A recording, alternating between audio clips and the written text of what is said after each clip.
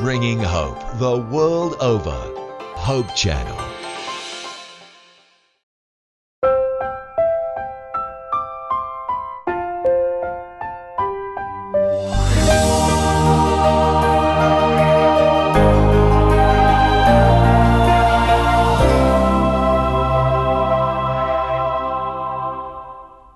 Magandang araw po sa inyo lahat, mga minamahal po namin mga kaibigan.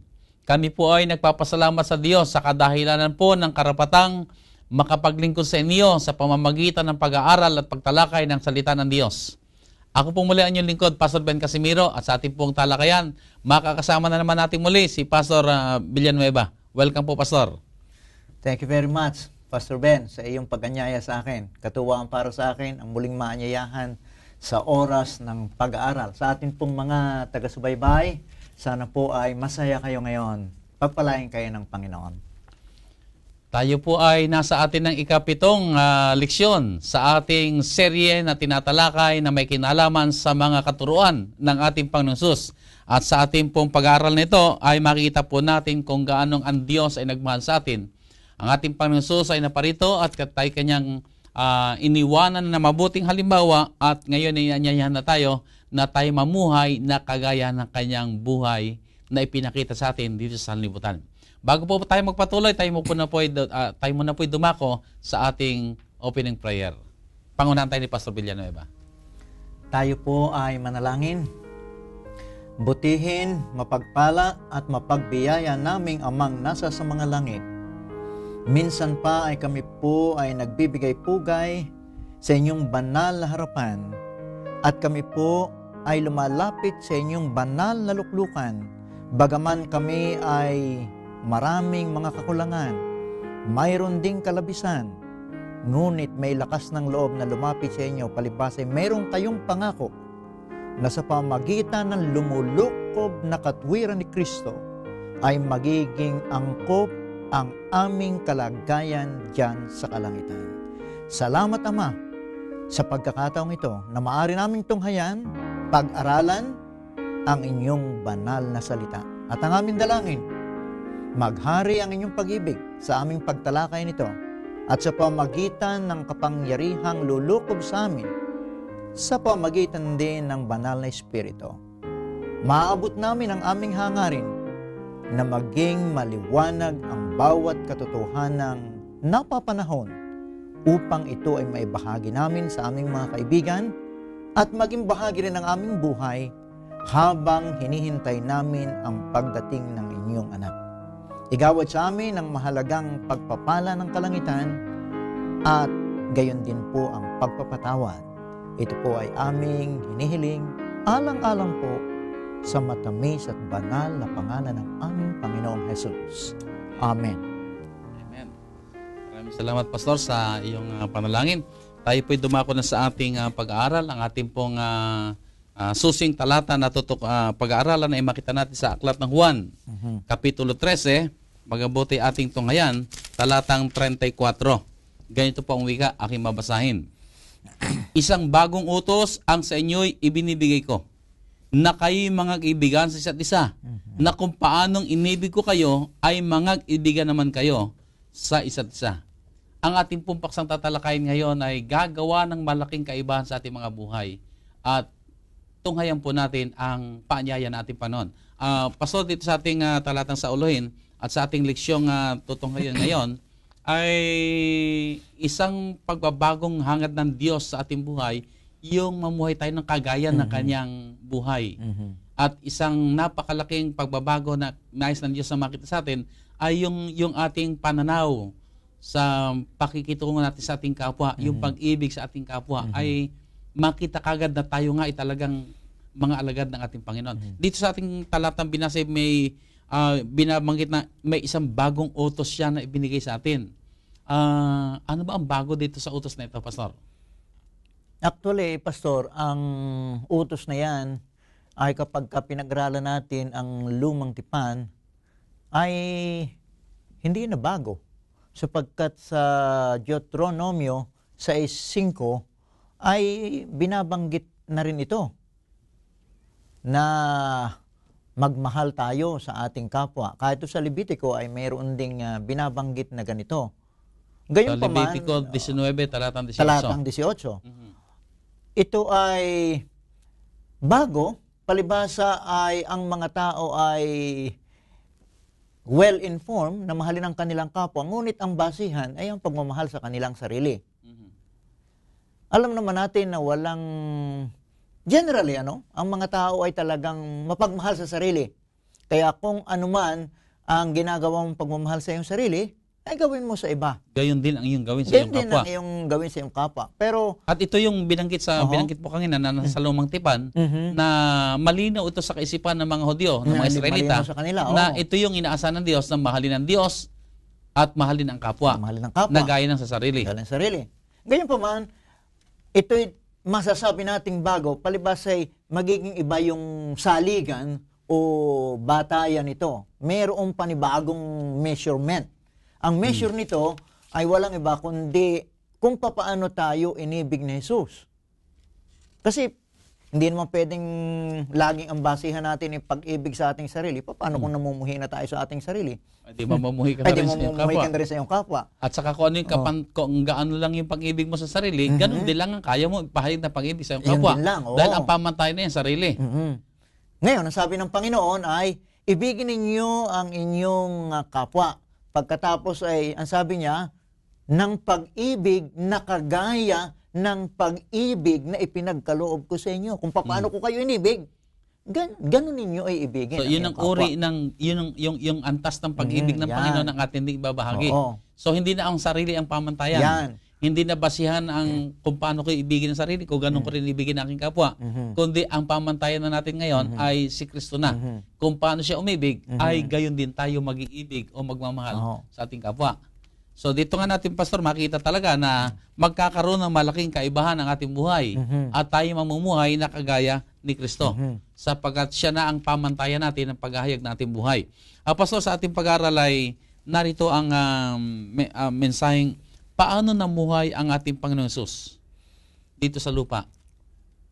Simulat sa Paul, ang Panginoong Hesus palibhasa ay siya ay persona ng kadyusan at ang Diyos ay pag-ibig. Nung siya ay magkatawang tao at dumating dito sa lupa, ay talagang ang layunin niya ay hanapin at iligtas ang nawala. At sa kanyang layunin yan ay ang maglingkod. Sa Mateo 20:28 ay makikita natin na ang kanyang pagkaparito, bagaman siya ay Diyos na nagkatawang tao, ay hindi para paglingkuran. Pastor, ito yung sinabi doon sa binanggit mong talata, Mateo Kapitulo 20, sa talatang 28, ganito umika. Gayon din naman, ang anak ng tao ay hindi naparito upang paglingkuran, kundi upang maglingkod at ibigay ang kanyang buhay na pangtubos sa marami. Yan ang magiging basihan ng pag-ibig. Yang kanyang ginawang paglingkod. Ay kaso, ang nature, pastor, ng tao ay yung paglingkuran. Siya yung paglingkuran. Siya yung paglingkuran. Ang gusto niya ay nakasentro sa kanya ang tao. Oho. Ang gusto ang likas ng tao ay ako yung bida. Ako yung paglingkuran. Ayan. Pastor, 'di ba, yung kung matitingnan natin yung mga bagong silang na bata, no? Ang sabi nga ang bata raw ay pagkapanganak pa lang ay may pagkamakasarili na. Kasi doon sa palad pa lang, kita mo na yung kagad ay nakatikom. At saka ang sanggol, ang bata ay talagang makita natin na wala siyang pakialam kung puyat ka. Pagka siya nagutom, iiyak nang iiyak yan. Wala siyang pakundangan sa iyo. Basta siya, ako'y gutom, dapat ako harapin nyo. Ako'y ganito, dapat ganito. Siyang sentro, ang gusto niya, siya palagi ang sentro. Ang nakakalungkot ay nung lumaki na tayo at nakapag-aral at nakapag-alam na rin ng salita ng Diyos, ay kumisi ganun pa rin yung ugaling ako. Atensyon Hindi ba niyo ako, sa akin. atensyon niyo sa akin. Hindi ba niyo ako papansinin? Hindi ba niyo babatiin ang aking ginawa? Hindi ba akong papakinggan niyo? Si ako. Ano? Ay naging problema. Pero dito nga ang gusto ng ating Panginoon ay ipakita natin ang kaibahan natin ngayon na tayo yung mga nasa Panginoon na. Hindi na ang sarili at hindi na makasarili, kundi si Kristo na ang ating pamantayan.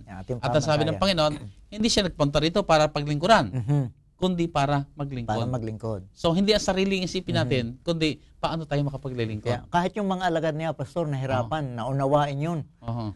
na sila ay yang maglilingkod ng maglilingkod. Oo. Kasi ang isipan nila ay paglingkuran. Mm. Kaya sila ay naglilingkod sa Panginoon dahil iniisip nila na Panginoon yun. Pero sa iba, ba't kami maglilingkod sa iba na mas mababa sa amin? Dapat silang maglingkod sa amin dahil mas mababa sila sa amin. So, pagka ganun ang isipan, ay walang taong naliligayahan na maglingkod. Ang laging masarap na pakiramdam ay may taong naglilingkod sa kanya. At sa ating buhay dito sa lupa, ay talagang mas marami naglilingkod sa iyo para bang mas masaya ka. Ibig sabihin, habang tumataas ang iyong katungkulan, dumadami naglilingkod sa iyo para bang lalo ka nag-enjoy. Kaya ayaw nang umalis sa tungkulin. Oo. Kaya napakahirap bumaba kasi isipin niya, abay, ako pinaglilingkuran. Ngayon ako na maglilingkod. Kaya napakahirap bumaba. Pero nakita natin, iba yung tinuturo ng ating Panginoon Hesus at siya ang ating halimbawa. Na gusto nating tayo magkaroon ng buhay na kagaya niya, ay di magkakaroon talaga ng transformation na hindi yung sarili ang ating hanapin, kundi kagaya ng ating Panginoon Hesus. Ang ating Panginoon Hesus ay naging yung hindi siya self-centered, others-centered siya. Ang iniisip niya ay anong may paglilingkod ko, anong maitutulong ko, paano ko magiging pagpapala. Alam mo, Pastor, napakagandang kaisipan yon.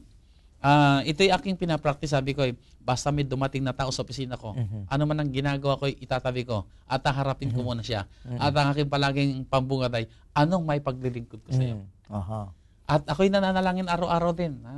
Sabi ko, kung saan man ako pumunta, ang kaisipan ko ay, hindi yung ako ang paglingkuran, kundi ano ang paglilingkod na magagawa ko na mabe-bless ang mga tao. At yun ipinapanalangin ko, Panginoon, hayaan mo, sa pamamagitan ng paglilingkod ko, ma-bless ang mga taong aking pinaglingkuran. Amen diyan. Para sa kapurihan ng Panginoon. Amen. At dahil yun naman ang kalooban ng Panginoon. So nakikita ko na ganito tayo inaasahan ng Panginoon na mabuhay. Na ang ating pag-iisip ay hindi makasarili, kundi ang iniisip natin ay paano tayo maging pagpapala sa ating kapwa sa kapurihan ng ating Panginoon. Napakaganda nito na mapag-aralan ang mabuhay na kagaya ng sa ating Panginoon. Pastor, kung makikita pa natin ang buhay ng ating Panginoon Hesus dito ay kung ating titingnan sa Aklat ng mga Gawa, Kapitulo 10, talatang 38, ay talagang siya ay naglilibot, nagpapagaling, tumutulong, gumagawa ng mabuti. Ang kanyang buhay talaga ay buhay ng paglilingkod. Pastor, meron akong nakaraang eleksyon dito sa ating barangay eleksyon. Meron ako isang kapatid natin na kumandidato bilang chairman ng barangay. Ng barangay. Oo. At ang kanyang magandang plataforma at laging sinasabi ay serbisyo, ambisyo. Sabi ko maganda. Serbisyo, ambisyo. May bisyo siya pero serbisyo. Ambisyo niya ay maglingkod. Maglingkod. Ay tiningnan ko naman talaga itong kapatid natin ito talaga namang matagal ng panahon siyang naglilingkod sa kanilang barangay.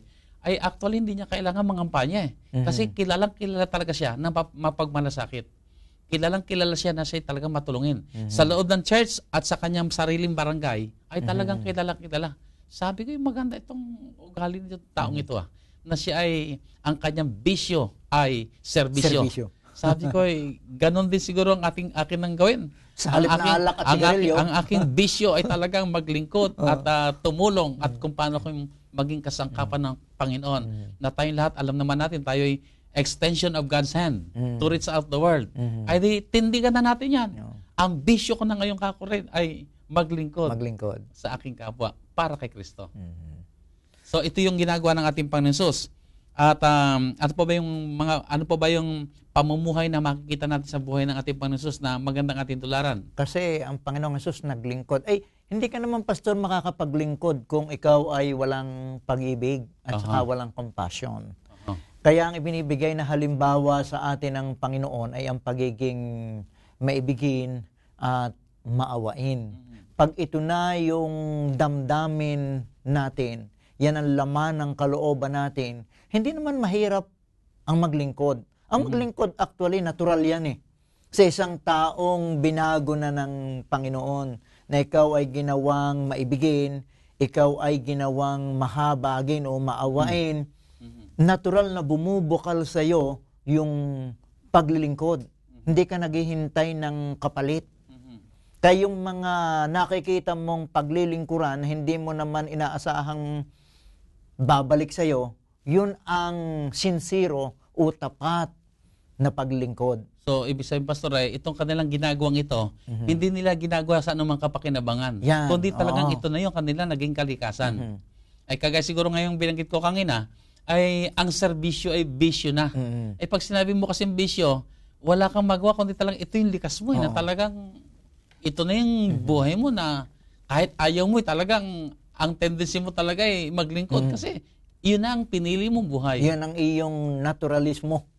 Yun ang ating karanasan. Pastor, ako natutuwa sapagkat ang ating church ay may mga programang inilunsad na ang tawag ay Ministry of Compassion. Ay talagang nagagalak ako na dumarami ang ating mga churches na talagang ang kaisipan ay yung makisangkot sa Ministry of Compassion. Lumalabas tayo sa church, pumupunta tayo sa barangay, nakikipagtulungan tayo sa barangay, may mga operation linis tayong ginagawa. So, hindi lamang tayo yung gusto natin sa church na sisimba lang, kundi ang kaisipan na natin paano tayo magiging pagpapala sa tao? Paano natin aabutin ng tao? Paano tayo makapagpapahayag ng pagmamahal natin sa ating kapwa? Ay di talagang sa malinsabi sa pamamagitan ng mga pagtulong, sa pamamagitan ng mga pagmamalasakit sa ating kapwa. At Pastor, kung babasahin kasi natin, napakarami mga talata dito sa ating pasa ngayon. Nais nating ibahagi sa kanila. Pero nung basahin ko ito ay sunod-sunod ng mga talata, pero iisang sinasabi, ang ating Panginoon Jesus ay nahabag nang makita niya ang lubhang karamihan ng mga tao. Nahabag siya nung makita niyang yung may sakit. Nahabag siya nung makita niyang may namatay. To make the story short, ang larawang ipinoproject dito sa ating lesson ngayon ang ating Panginoon Jesus ay Diyos na puno ng kahabagan. Panginoon natin Jesus ay talagang ang kanyang puso ay talagang mahabagin. So kung ang ating Panginoon Jesus ay mahabagin, ay di ganito rin yung ating dapat na maging direksyon.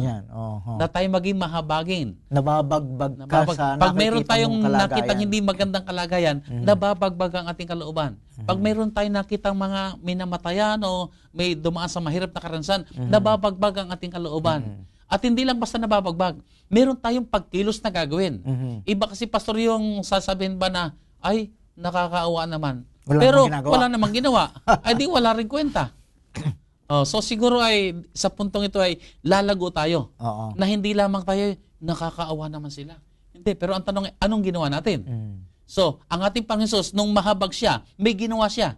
Ganon din tayo. Itong talata, Pastor, bagaman napakarami, ay isa dito ang gusto kong basahin na kasulat dito sa Mateo 9:36. Ang sabi rito, datapwat nang makita niya ang mga karamihan, ay nahabag siya sa kanila, sapagkat pawang nanghahapis at nangangalat na gaya ng mga tupa na walang pastor. Napakarami ng mga tao na wala nang nagmamalasakit sa kanila. Maaring ito ay mga balo, maaring ito ay mga ulila, maaring ang mga ito ay bilanggo. Alam pa sa may karanasan ako na isinama ng aking may bahay. Ang aking may bahay ay nangangasiwa doon sa ating mahalagang programa na Community Services, CI Coordinator. At kasali sa kanyang pinupuntahan yung aking mga nabanggit na lugar. Isa dito ay bilangguan. Ang sabi niya sa akin, pwede bang magbigay ka kahit 10 minutong inspirasyon sa mga inmates? Marami doon mga bilanggo na talaga namang nasisiraan na ng kalooban, mawawalan ng pag-asa. Ay sabi ko, sige, pupunta ako.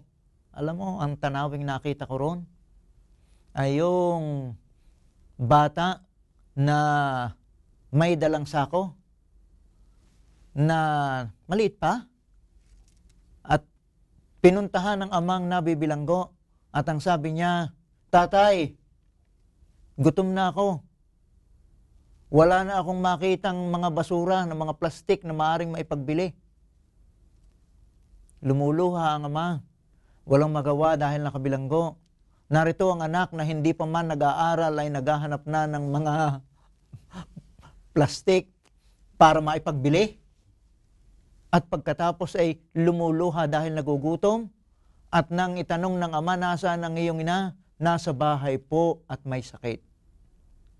Sa ganitong tanawin, kung tayo ay sensitive sa pangangailangan, hindi maaari mong matanggihan ang ganitong uri ng tanawin.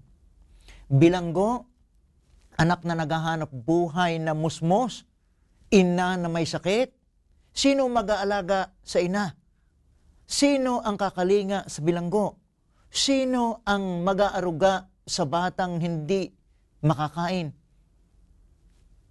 Sa palibot natin maraming ganito, Pastor. At itong mga ganito, walang maipangako na balik sa atin.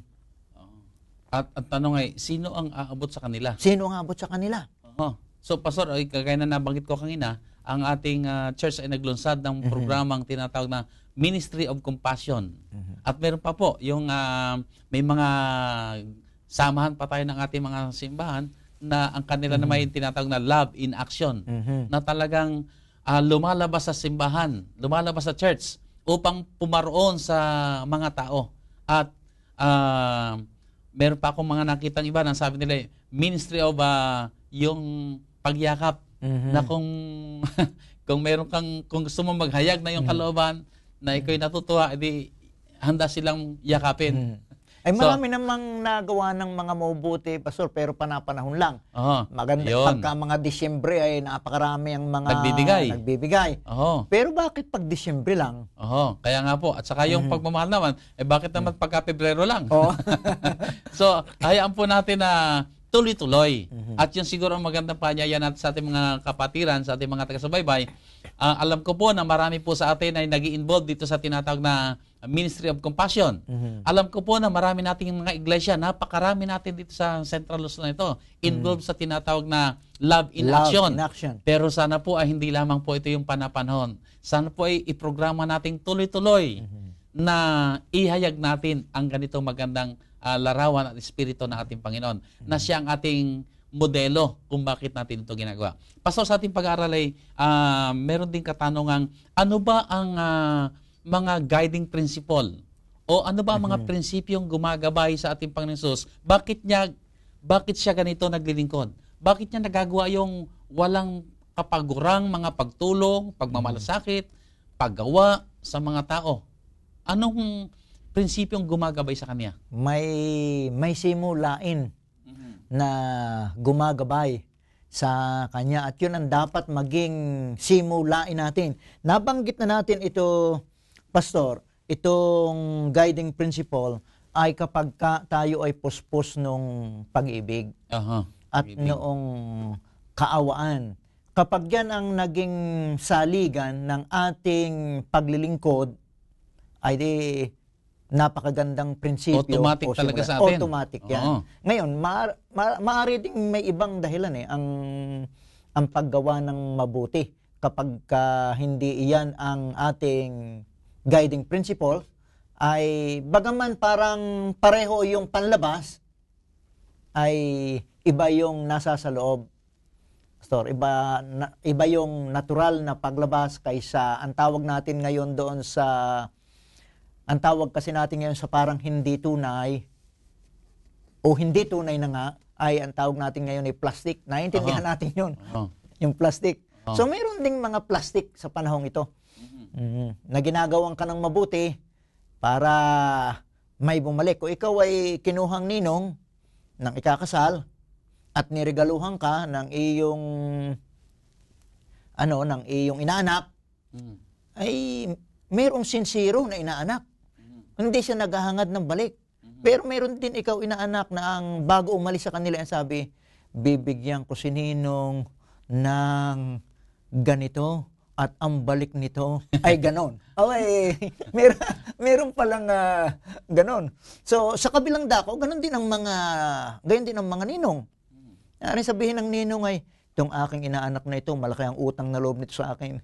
ito'y ririgaluhan ko nito, ang balik nito ay gano'n. So, magkabila ay hindi ang guiding principle ay yung ating pinag-uusapan. Ang nagga-guide sa kanila ay yung kapakinabangan. Kapakinabangan. Oo, pero dito sa ating Panginoon ay binabanggit na ang kanyang guiding principle dito ay yung pag-ibig. Pag-ibig. Pastor, meron dito sa ating talata na binanggit sa aklat ng Juan. Oo. Aking babasahin. Juan Kapitulo 13, talatang 1, ganito ang wika. Bago nga magpista ng Paskwa, sa pagkaalam ni Jesus na dumating na ang kanyang oras ng paglipat niya mula sa sanglibutang ito hanggang sa Ama, sa pagkaibig sa mga kaniya na nanga sa sanlibutan, ay inibig niya sila hanggang sa katapusan. Ang ibig sabihin nito, Pastor, ay pinasimulan ng Panginoon ang pag-ibig sa tao. At nung siya aalis sa sanlibutan ito, ay ang wika niya ay inibig niya sila hanggang sa katapusan. He loved them to the end. Ito'y napakagandang maging halimbawa sa ating lahat kung paano tayo makikitungo sa ating kapwa. Ang sabi ko nga kami sa pinapayo ko sa iba, nagmalasakit na rin lang kayo. Lubos-lubosin niyo na ang pagmamalasakit. Tumulong na rin lang tayo, lubos-lubosin na natin. Nagmahal na rin lamang tayo, mahalin na natin hanggang sa wakas. At ang ating kapwa naman ay hindi lamang yung labas ng ating bahay. Ang ating kapwa ay ang ating asawa, ang ating anak.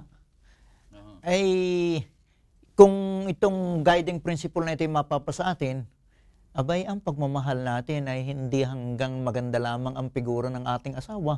Ang sa Panginoong pagmamahal ay hanggang sa katapusan. Ay madali kasing mahalin pagka mabango at maganda.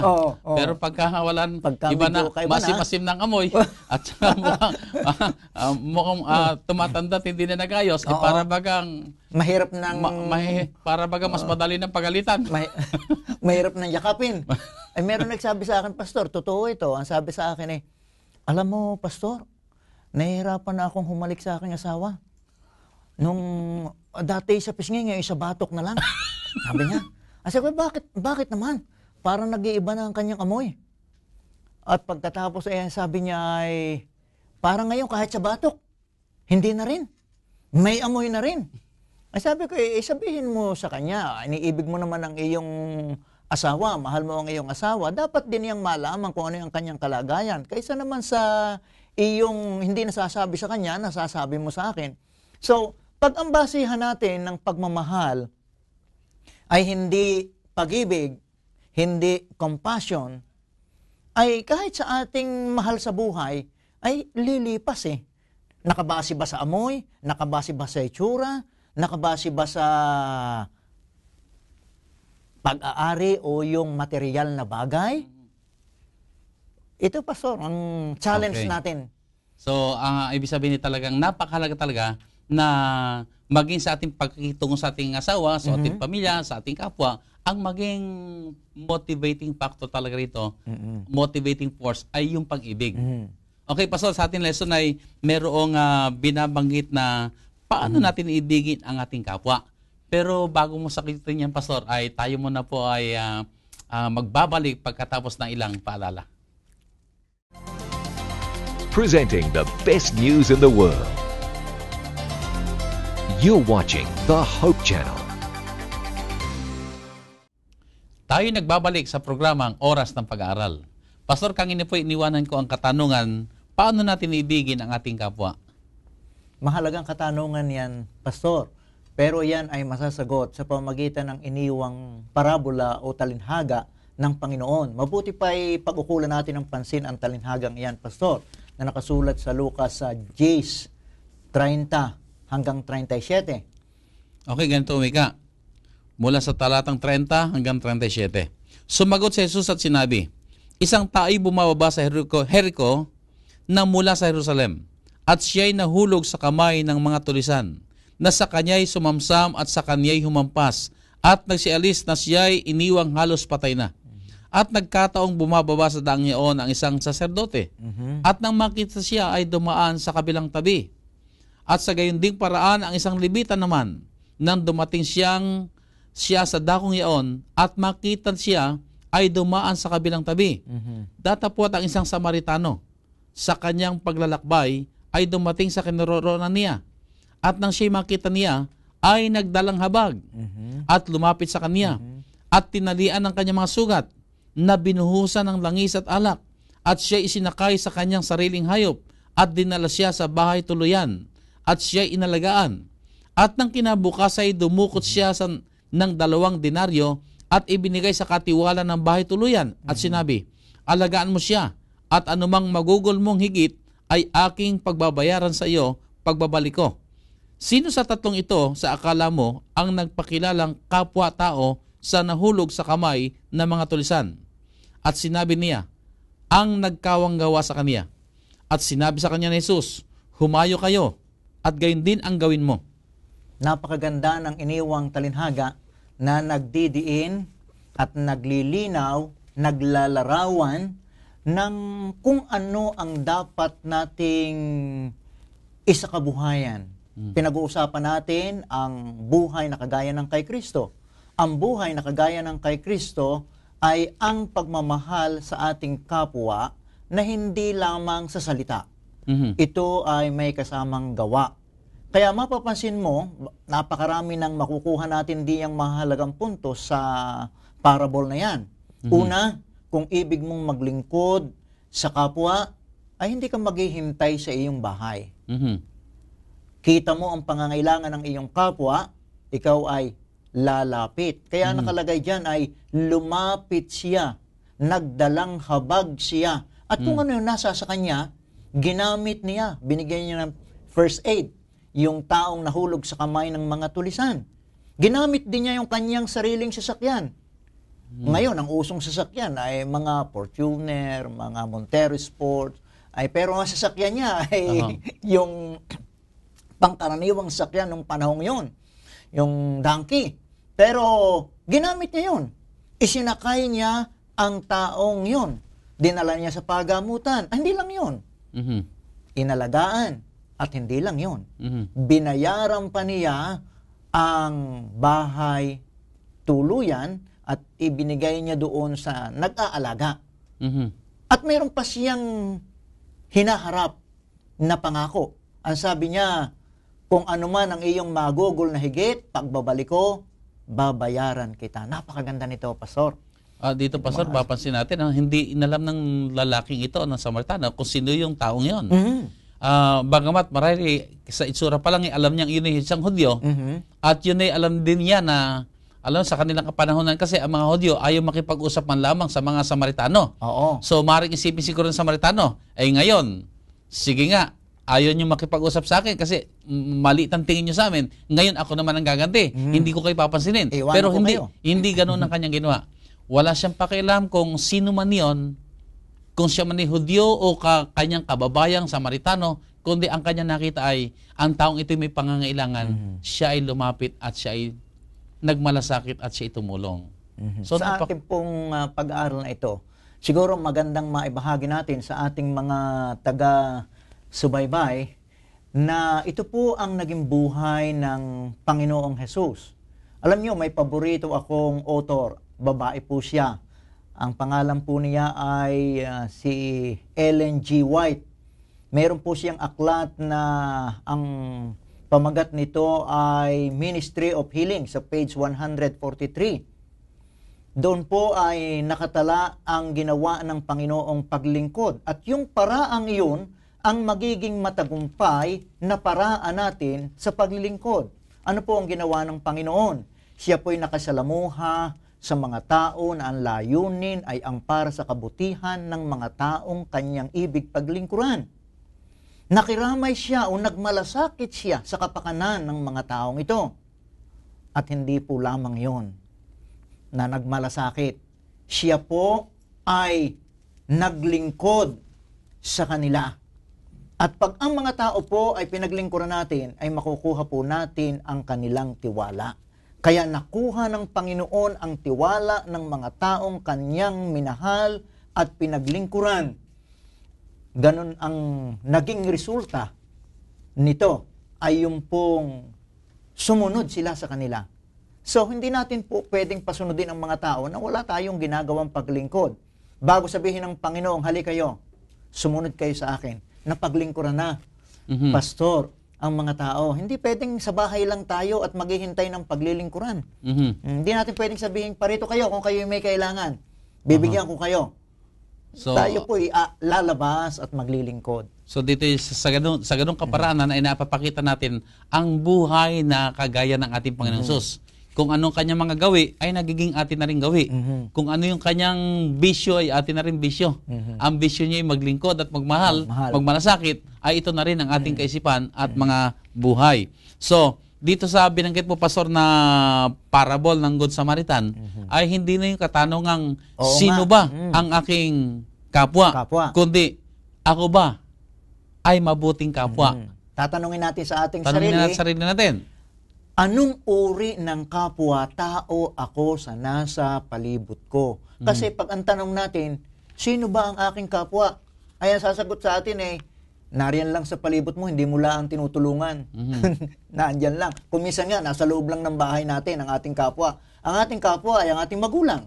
Ang ating kapwa ay ang ating anak. Ang ating kapwa ay ang ating asawa. Ating kapwa ay ang ating kaibigan. Marami tayong kapwa-tao sa loob pa lang ng bahay. Paglabas natin, nariyan na ang lahat ng nangangailangan.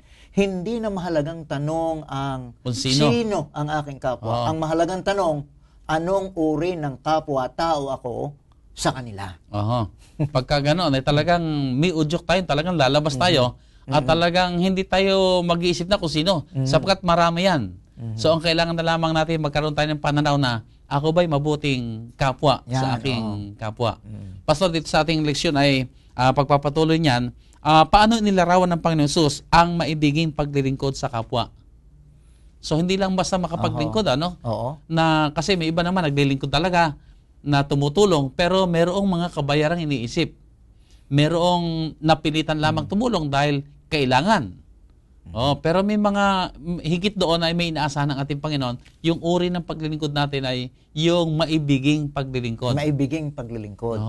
Kaya ang Panginoon, sa kanyang pagtuturo, ay gumagamit talaga siya ng mga halimbawa sa pamagitan ng maikling kwento o parables. Kung babasahin natin yung Mateo 25:31 hanggang 46, ay mayroong loving service ang Panginoon. Tayo ay makakakuha ng linaw o liwanag sa mga talatang ito. Ating tunghayan at bigyang pansin ang Mateo 25:31 hanggang 46. Kung tayo ay mayroong panahon, Pastor, ay marahil ay ating ipapabasa na lang ito sa ating mga taga-subaybay natin dahil tayo ay paubos na uli sa ating oras. Pero ang diwang dinadala rito, Pastor, noong talatang yon ay ang ating Panginoong Hesus, kung di ako nagkakamali, ay sinabi niya na ako'y nauuhaw at ako inyong pinainom. Ako'y nagutom at ako inyong pinakain. Nagkasakit, dinalaw. Nabilanggo at dinalaw. So, dito makita natin yung maibiging paglilingkod. Maibiging paglilingkod. Pero nagtanong dito yung mga tao, kailan ka? Kailan ka nagutom na ikaw ay aming pinakain o nauhaw na aming kang pinainom o nagkasakit na aming kang dinalaw? Ano ang sagot ng ating Panginoon? Kung ginawa ninyo ito sa sino man sa kaliit-liitang mga ito, ginawa ninyo ito sa akin. Ay di gagawa ng kaibahan ito ngayon kung ito pala ginagawa natin alang-alang sa Panginoon. So mararamdaman talaga ng mga tao yung ating mga pagmamalasakit, yung ating paglilingkod, at hindi nila isipin na, kaya lang gumagawa ng mabuti yan kasi may ganting iniisip yan. O baka yung kasabi na malapit na kasi ang eleksyon kaya gumagawa ng mabuti. Yan naman ang kaisipan ng mga tao ngayon. Pagka malapit na eleksyon, ang babaitin ka ng mga yan, puro matulungin yan. Pero hindi ganoon ang panukala ng Panginoon, kundi talagang ang ating paglilingkod hindi sa anumang kapalit, kundi dahil nasa puso natin si Kristo. At ginagawa natin to alang-alang kay Kristo. Pastor, sa ating pong patuloy ay ano ba ang sukdulang katibayan ng tunay na Kristyanismo? Sukdulan na ito.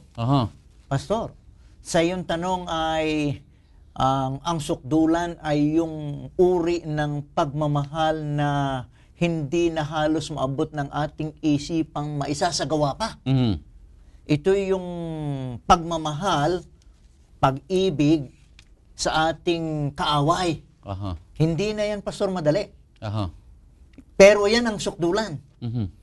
May ibinigay ding halimbawa ang Panginoon diyan. At mayroon ding kautusan ang Panginoon sa kanyang mga alagad, sa kanyang mga tagasunod. Sinabi niya na ibigin ninyo ang inyong kaaway. Aha. Siguro basahin natin, Pastor, ang talata na tumutukoy dyan, ang Lucas 6:27 at 28. Datapot sinasabi ko sa inyong nangakikinig, ibigin ninyo ang inyong mga kaaway, gawan ninyo ng mabuti ang nangapuput sa inyo, pagpalain ninyo ang sa inyo'y sumusumpa, at ipanalangin ninyo ang sa inyo'y lumalait. Para sa akin, Pastor, hindi ito madali. Aha, totoo yan, Pastor. Ako'y taong may likas pa ng pagkakasala. Hindi madali ang mga taong naninigaw sa iyo. Aha. Hindi madali ang maging mabuti sa mga taong naninira sa iyo. Mhm.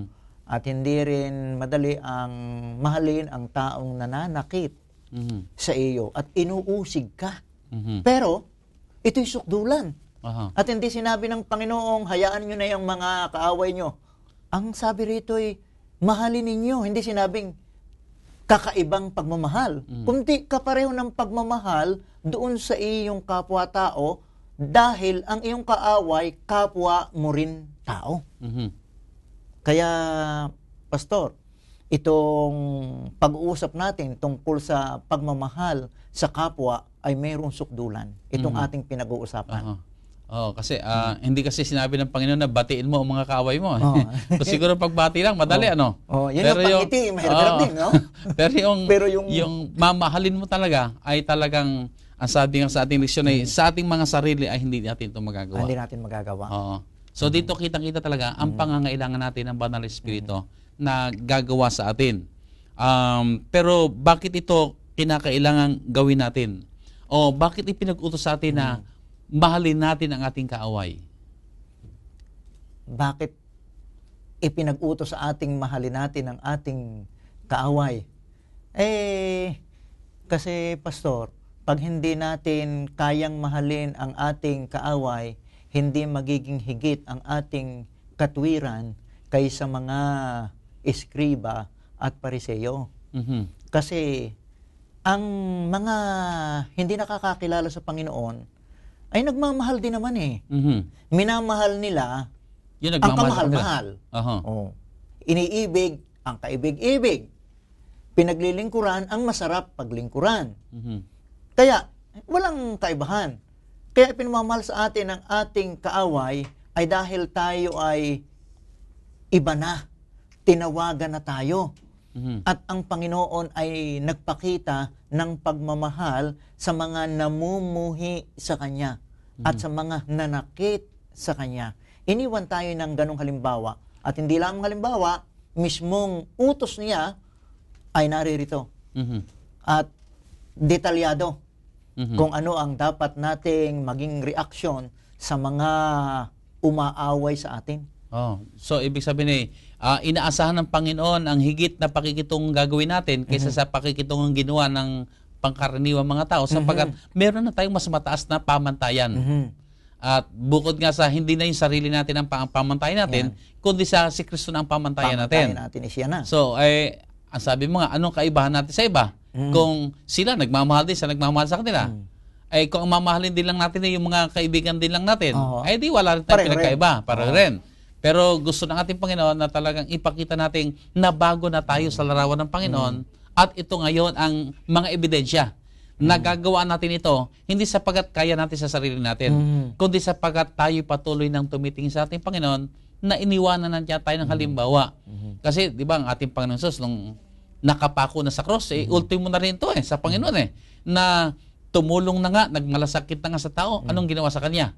Ipinako pa sa cross. Pero samantalang nakapako sa cross, ano ang kanyang ipinahayag? Iniwan din niya tayo ng halimbawa na kanyang ipinanalangin ang mga umusig sa kanya at ang kanyang sinabi, Ama, patawarin mo sila. Hindi nila nalalaman ang kanilang ginagawa. So, napakaganda ng halimbawang iniwan din sa atin ng Panginoon na at sa ganitong mga bagay ay mapapahayag natin sa sanlibutan na tayo ngay mga tagasunod ng ating Panginoon.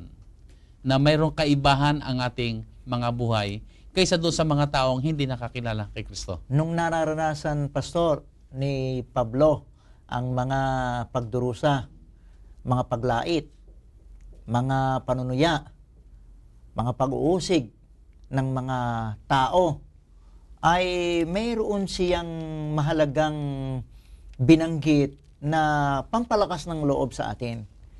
Kung tayo ay nahihirapan, at kung minsan nga hindi lamang nahihirapan, kundi iniisip nating imposible na mahalin ang ating kaaway, ay ang sabi ni Apostol San Pablo, ay magagawa natin ito. Hindi sa ating sariling lakas. Siguro yung talatang yan ay ating ibahagi sa ating mga taga-subaybay, sapagkat napakahalaga na alalahanin na hindi tayo iniiwan ng Panginoong walang kakayanan para hindi matupad ang kanyang ibig mangyari, ang kanyang utos. Sa Pilipos 4:13, ibahagi po natin ang mahalagang talatang yan. Ganito, wika, lahat ng mga bagay ay aking magagawa doon sa nagpapalakas sa akin. So, ibig sabihin ay, sa ating sarili, hindi natin kayang ibigin ang ating kaaway. Pero ang ating Panginoon ay may mga kahilingan o may mga pag-uutos na hindi naman niya ipapagawa sa atin nang wala yung kanyang kapangyarihan ding ibibigay sa atin para masunod natin ang kanyang kahilingan. Sa Tagalog, Pastor, ay parang medyo may nawawalang kahulugan sapagkat lahat ng bagay ay aking magagawa doon sa nagpapalakas sa akin. Pero pag tinagalog mo yung English, Pastor, I can do all things through Christ who strengthens me. Ang ibig sabihin, kaya natin magagawa ay sa pamamagitan niya na nagpapalakas sa atin. Hindi doon sa nagpapalakas sa atin, kundi sa pamamagitan niya. By Him, through Him, magagawa po natin. Okay, so Pastor, Pastor, possible din na sa pamagitan ng banal na espiritong nasa sa atin ay mapatawad natin ang ating kapwa at mamahal natin ang ating kapwa. At sa ganitong bagay, Pastor, naipapakita natin kung paano natin, paano mamuhay na gaya ni Kristo. Yung buhay na puno ng pag-ibig, buhay na nagmamalasakit, gumagawa ng mabuti, pamumuhay na nandoon yung hanggang sa ating kaaway, ating mamahalin, ipagmamalasakit sila. Ito yung mga buhay ng ating Panginoon Jesus na hangad niyang maging ating karanasan. So sa ating Kristiyanong paglalakbay ay inaasahan tayo ng ating Diyos na tayo ay mamuhay kagaya ng ating Panginoon Jesus. At dito nga pumapasok yung ating paksa na tayo ay nagiging kagaya ng ating Panginoon. Pastor, ang iyong huling pananalita para sa ating mga kapatiran at mga kaibigan at mga taga-subaybay. Sa atin pong mga taga-subaybay, kami po ay umaasa na naging napakabunga at makahulugan para sa ating lahat ang mahalagang pag-aaral na ito sapagkat tayo na tumanggap kay Kristo ay inaasahan na makapamumuhay ng buhay na ikinabuhay ng Panginoon. At ito po ay posible. Huwag kayong manghina ang loob. Kung ito iniutos ng Panginoon, magagawa po natin ito sapagkat ang kanyang pangako, magagawa natin ang lahat ng bagay sa pamagitan din niya na nagpapalakas sa atin. Tayo po ay may kapwa na nasa palibot natin. Hindi lamang kapwa-tao na mapagmahal sa atin, kundi kapwa-tao na namumuhi sa atin. Hindi sa dahilang may ginagawa tayong masama. Ang iba'y may ibang mga kadahilanan kung bakit nagagalit sa atin. May iba't ibang dahilan. Ganun pa man, sila na mga gumawa ng masama sa atin, nanlait o nagsalita ng mga mapapait o maanghang ng mga salita sa atin, sila na nag-persecute o nag-usig sa atin, may payo po ang Panginoon kung paano natin ito gagantihan. Sa masamang ginawa, palitan natin ng mabuting gawa. Sa mga matalim na mga salita, gantihan natin ng malambing na salita. Sa mga nag-usig sa atin, ipanalangin po natin sila. Gayon po ang payo ng Panginoon. At yun po ay posible sa pamagitan din ng kapangyarihang galing sa Kanya. Okay, maraming salamat Pastor sa iyong mga binitiwang mga salita. Tayo po'y dadako ng muli sa pagtatapos ng ating programang Oras ng Pag-aaral. Tayo po'y sama-sama ang yumukod sa isang tanging panalangin. Banal naming Diyos, muli po'y nagbabalik kami ng papuri sa inyo, ng pasasalamat sa inyong katapatan, sa inyong mga kabutihan, sa lahat po ng mga mabubuti mga gawa niyo sa aming mga buhay, sa inyo po mga encouragement at patubay. Maraming salamat. Kami po, Panginoon, sa pamamagitan ng pag-aaral na ito ay naakay, hangarin namin, pasyahan namin, kami magkaroon ng buhay ayon sa inyong banal na panukala. Tularan namin ang buhay ng aming Panginoon Jesus. Maging puno ang aming puso ng pagmamahal at sa kasaganaan nito, maihayag namin ito sa aming kapwa. Maging ang mga hindi kaibig-ibig ay aming mamahalin sapagkat kayo ang unang nagmahal sa amin, sapagkat kayo ang nag-i-empower sa amin. Magagawa namin ang lahat sapagkat ito'y sa inyong kapurihan at kaluwalhatian.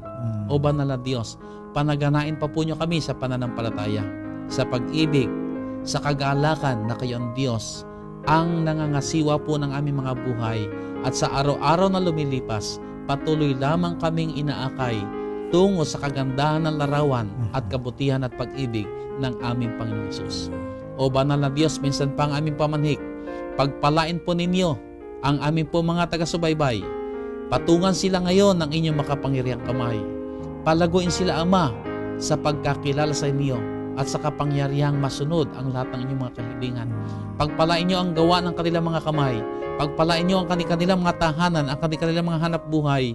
Managana kaming lahat, Ama, sa inyong mga kabutihan at mga pagpapala sa banal na pangalan ng aming Panginoong Hesus. Amen. Amen. Muli po, maraming salamat. Pagpalain kayong lahat ng ating dakilang Diyos. Magkita-kita tayong muli sa darating na linggo. God bless you all.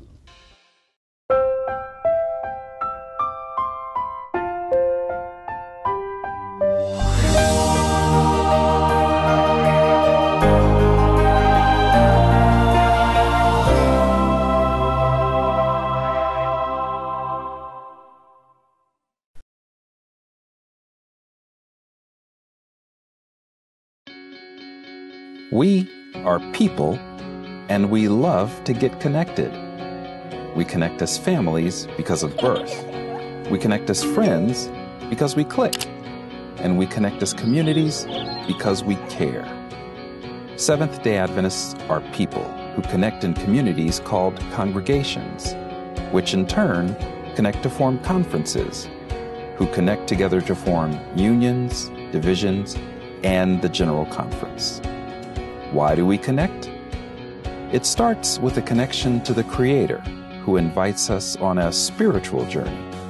When we journey together, we can help each other along the way. This journey is a journey of a lifetime, and as we learn and grow, life becomes filled with meaning and purpose. Our greatest joy is in helping others along the way. Wherever you are on your journey, we believe that we have something to offer that can make your life more whole. So the next time you see a Seventh-day Adventist, remember, you're not looking at someone who stands alone. They are connected to a world church that has 18 million members, gathered in 13 divisions, comprised of 122 unions, formed by 600 conferences, serving in 140,000 congregations in 208 countries, who worship in 924 languages, and they all want to connect with you.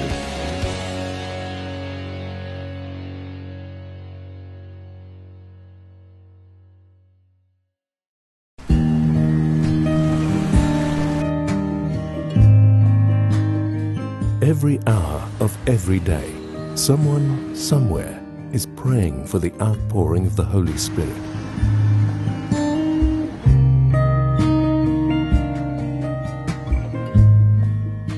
"777", praying at 7 a.m. and 7 p.m., 7 days a week.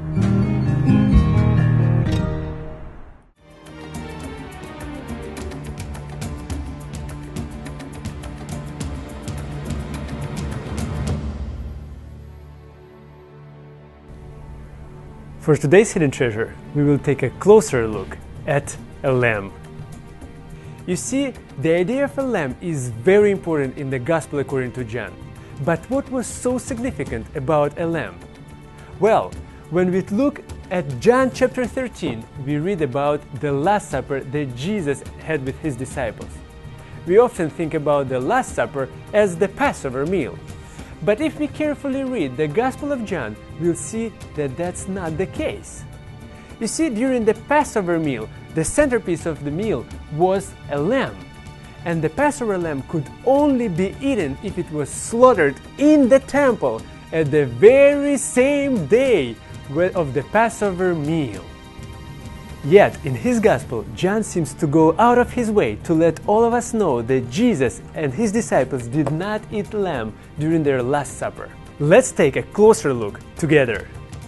John 18:28 clearly states that the Jewish leaders led Jesus from Caiaphas to the Praetorium, but they themselves did not go into the Praetorium, lest that they should be defiled, but that they might eat the Passover. So, this would mean that the supper that Jesus and his disciples had took place before the Passover meal. We get further confirmation of this in John chapter 13 verse 1, which states that the Last Supper took place just before the Passover festival. This leads us to a very important question. So what? Why does it matter that Jesus and his disciples did not eat lamb for their last dinner, and why does John go out of his way to make sure we know that? Is John trying to say that Jesus was a vegetarian? Definitely not. The reason for making this point is so much bigger and so much more important. We see the reason why the very next day after the Last Supper, Jesus is crucified at midday. It was the very same time of the day when most scholars believe the Passover lambs were slaughtered in the temple. John tells us that Jesus and his disciples did not have lamb at their Last Supper because Jesus is the lamb. He is the fulfillment of the Passover. Just as John's Gospel states in the very first chapter, Jesus is the Lamb of God who takes away the sin of the world. And that's today's Hidden Treasure.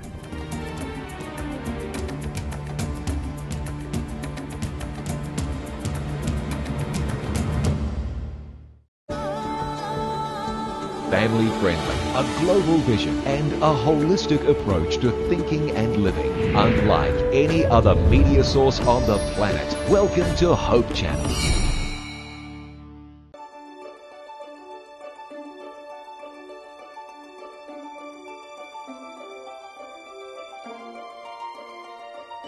In the beginning, God created the heavens and the earth. The earth was formless and empty, and darkness covered the deep waters. And the Spirit of God was hovering over the surface of the waters. Then God said, "Let there be light." And there was light. God called the light day, and the darkness night. Then God said, "Let there be a space between the waters, to separate the waters of the heavens from the waters of the earth." God called that space sky. Then God said, "Let the water beneath the sky flow together into one place, so the land may appear, and let the land sprout with vegetation." Then God said, "Let lights appear in the sky to separate the day from the night." God made two great lights, the sun to govern the day, and the moon to govern the night. Then God said, "Let the waters swarm with fish and other life. Let the skies be filled with birds of every kind." Then God said, "Let the earth produce every sort of animal, each producing offspring of the same kind." Then he said, "Let us make human beings in our image to be like us. They will reign over the earth and everything that is on earth." Then God looked over all he had made, and he saw that it was good.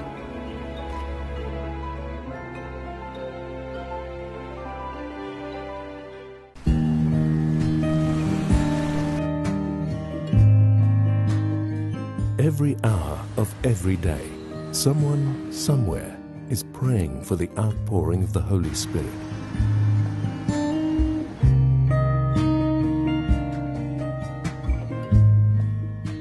(777), praying at 7 a.m. and 7 p.m. 7 days a week.